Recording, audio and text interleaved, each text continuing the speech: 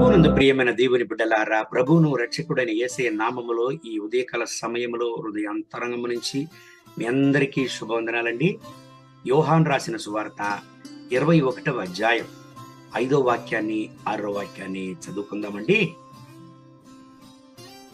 యేసు, పిల్లలారా, భోజనమునకు మీ యొద్ద ఏమైనా ఉన్నదా అని వారిని అడుగగా, లేదని వారాయనతో చెప్పిరి.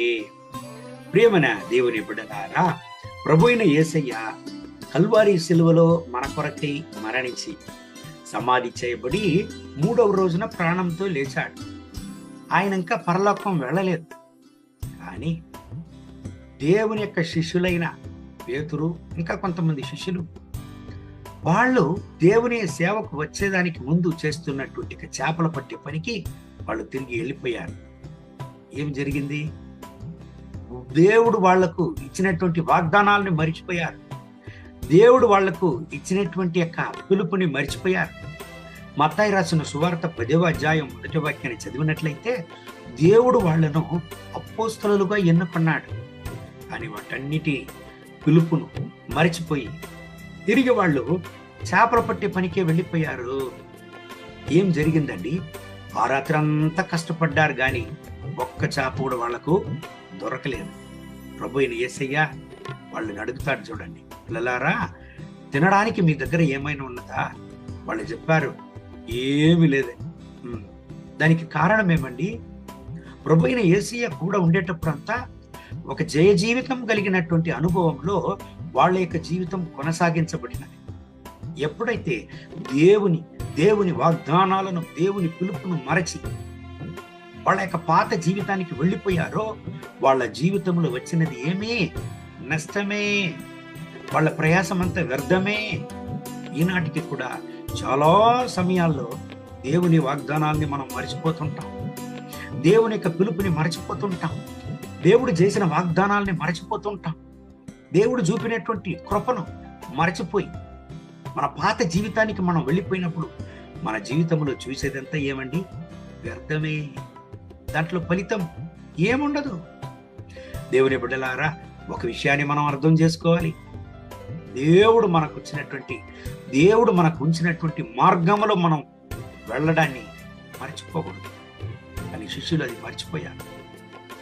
దేవుడు, ప్రభు అయిన యేసయ్య ఏం చేశాడండి? వాళ్లకు ఉండినా కూడా వాళ్ళ పైన జాలి కలిగి వాళ్ళతో మాట్లాడాడు.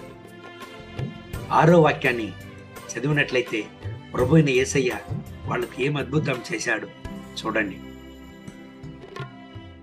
అప్పుడు ఆయన, దోణి కుడి ప్రక్కన వల వేయుడి, మీకు దొరుకునని చెప్పెను.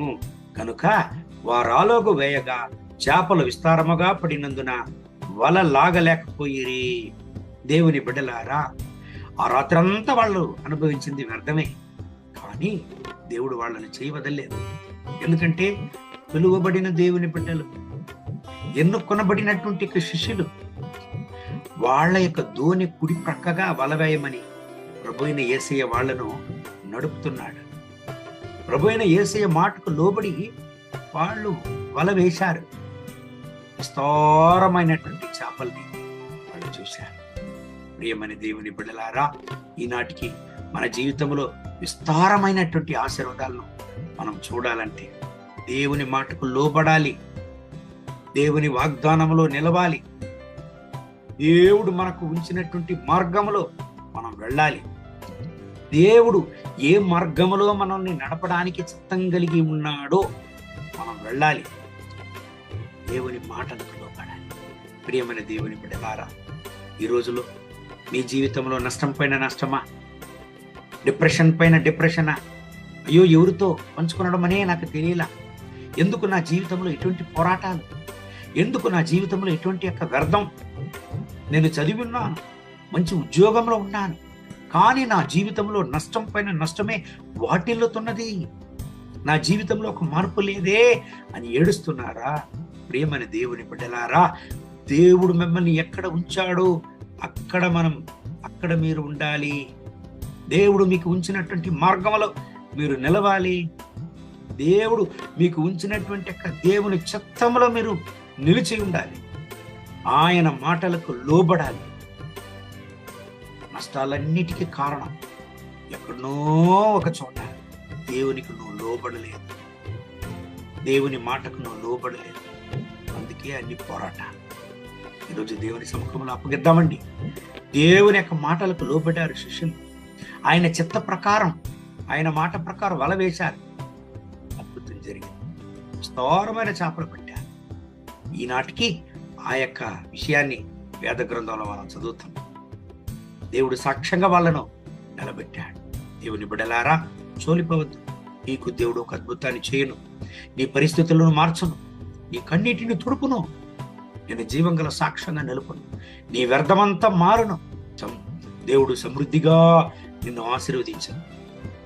ఈ దేవుని వాగ్దానం ప్రకారం దేవుడు మిమ్మల్ని ఆశీర్వదించి ఈ రోజంతా నడుపునుగాక.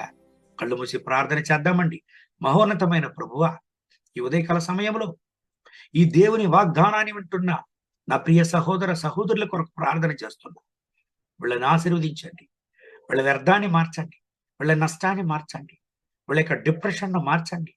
అయినా చోలిపోయినటువంటి పరిస్థితిని నిర్మూలించి మీ ఉజ్జీవాన్ని వీళ్ళకు అనుగ్రహించండి. వీళ్ళకన్నిటిని తొడవండి నాయన. మీ రక్తపు కోట్ల వీళ్ళను దాచుకోండి. మీ వల్ల కానిది, మీకు అసాధ్యం అనేది ఏమి లేదు. వీళ్ళకి వృద్ధంగా వచ్చేటువంటి ఆయుధం వర్ధులకు పోవును గాక. అయినా వీళ్ళకి ఏ ఆశీర్వాదాలను అయితే ఉంచి ఉన్నారో ఇప్పుడే ఆశీర్వాదాలను వీళ్ళకి ఇవ్వండి. ఒక అద్భుతాన్ని చేయండి. వీళ్ళ దుఃఖాన్ని సంతోషంగా మార్చండి. అనేక మంది ముందు జీవంగా సాక్ష్యంగా వాళ్ళను నిలపండి నాయన, నడపండి నాయన. మీ వల్ల కానిది, మీకు అసాధ్యమైనది ఏమీ లేదు.